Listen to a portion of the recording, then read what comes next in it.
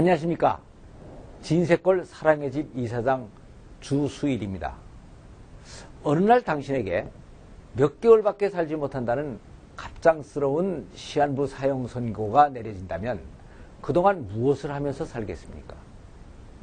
그렇게 된다면 아마도 누구나 다 그동안 가장 하고 싶었는데 하지 못했던 것들을 찾아서 그것을 하려고 최선을 다할 것입니다. 결혼을 한 지 20년이 지난 어느 교수 부인이 어느 날 병원을 찾았습니다. 신체 이상이 나타난 지는 꽤 오래됐으나 그동안은 설마 하고 병원에 가는 것을 미뤄왔던 것입니다. 그러나 막상 자신의 몸에 악성암이 있어서 6개월 이상 버티기가 힘들 것 같다는 의사의 말을 듣는 순간 앞이 캄캄해졌습니다. 어떻게 이런 일이 나에게?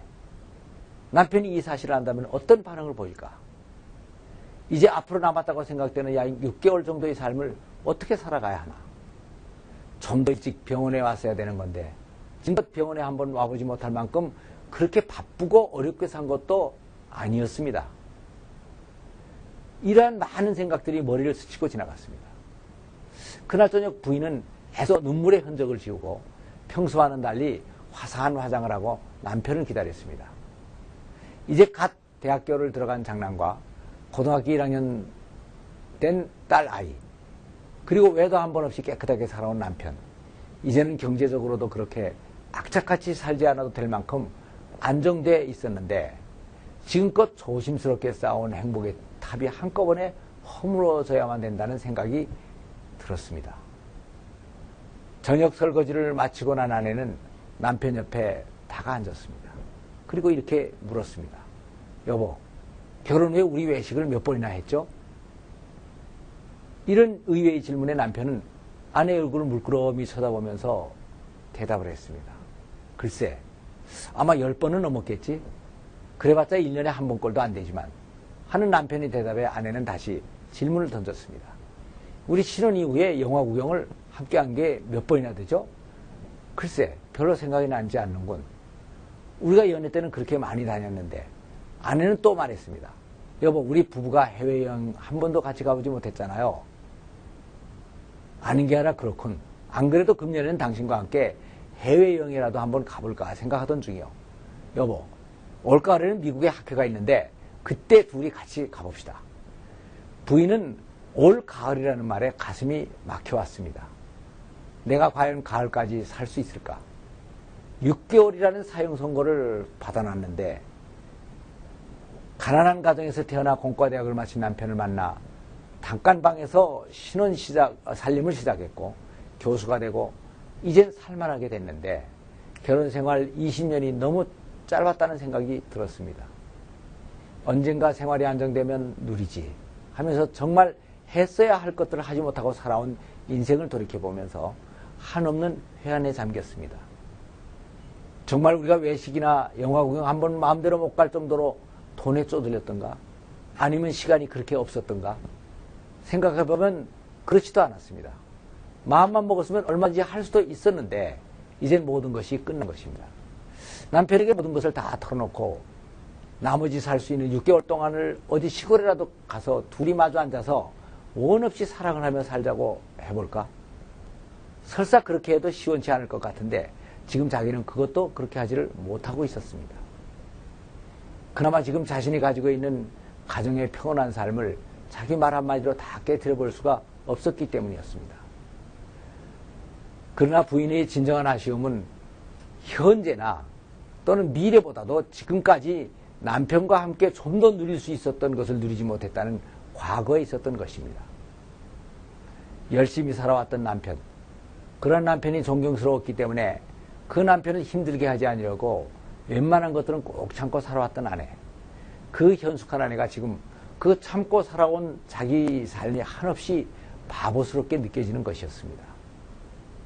마음속 깊은 곳, 그 어디에선가 밀려오는 공허감, 어디에 갈 때 무언가 중요한 것을 빼놓고 간 것 같은 그런 느낌이 들었습니다. 헬라어에 보면 삶이란 말이 3가지로 표현이 되어 있습니다. 첫째가 비오스의 삶입니다. 이것은 밥을 먹고 소화하고 숨을 쉬어서 활동하는 몸의 신진대사를 말합니다. 다음은 푸시계의 삶입니다. 이것은 위의 신진대사를 위해서 돈을 벌고 의식주를 추구하는 모든 인간 활동을 말하는 것입니다.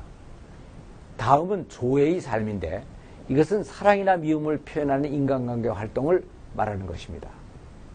그래서 만일 어떤 사람이 돈을 벌어서 쌀을 사다가 밥을 지어 먹고 기운을 내서 어린애를 안아줬다면 이 속에는 이 세 가지의 삶이 다 포함되어 있는 것입니다.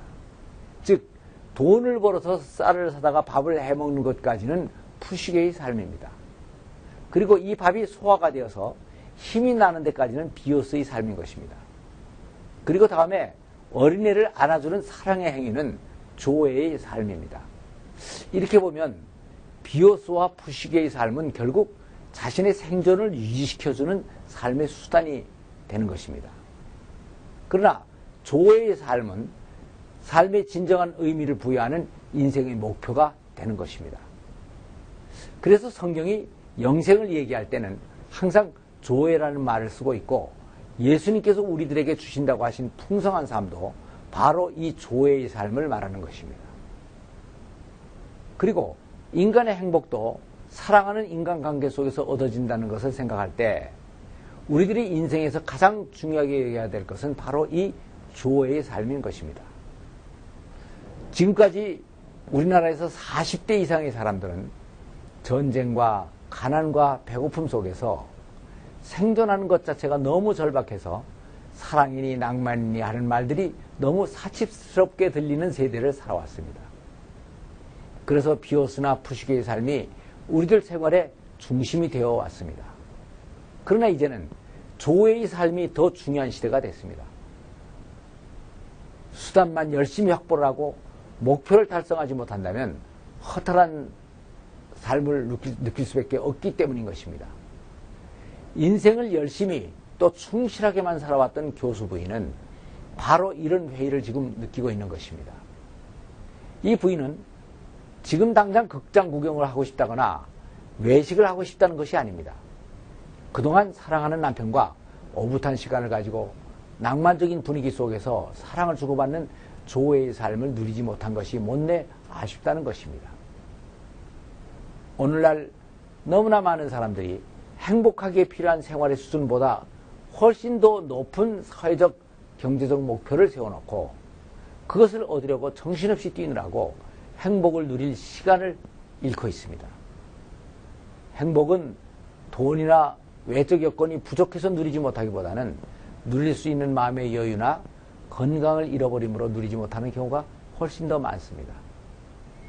그래서 진정한 행복한 사람이라면 외적 부를 꾸미기에 노예가 되어 있는 사람보다는 정신적인 가치와 보람을 찾아서 인간관계를 풍성히 해나가고 각박한 현실에서 해방이 되어 낭만의 가치를 알며 살아가는 사람들이 아닌가 하는 생각을 해보는 것입니다. 네, 감사합니다.